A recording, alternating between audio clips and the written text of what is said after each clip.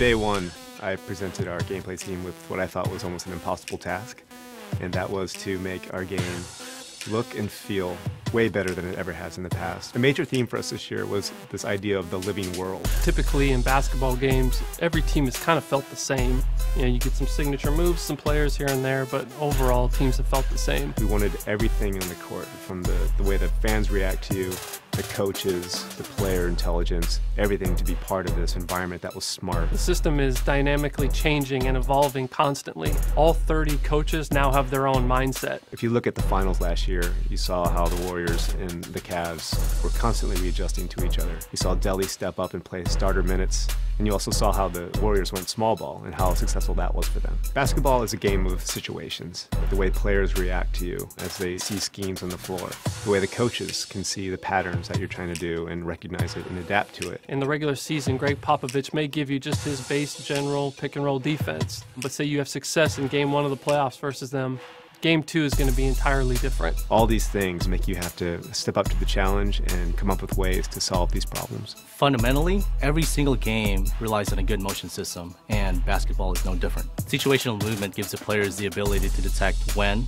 and how to move around the floor. It allows our players to detect opportunities. So with Steph Curry, you're going to see him come off an off-ball screen to get open at the three-point line if the opportunity presents itself. If it's not there, he's going to cut to the basket and deviate the plan. He's not stuck in anything. He can continually evaluate the floor. Things like that we can never do before. And now with this new system, we can do those things. We really feel like the X's and O's of NBA basketball have never been replicated this true to form ever before. All player-to-player collisions between the ball handler and the on-ball defender is all driven by physics now. So a guy like LeBron is kind of like a tank. He can just plow through the smaller defenders. The collisions feel a lot more visceral, and you never feel locked into an animation. We've also expanded our signature size-up functionality. So now every player has up to 4 size-ups they can do in any direction, and they look and feel beautiful. Post this year was completely rewritten from the ground up. The guys did a phenomenal job of just making it feel a lot more free.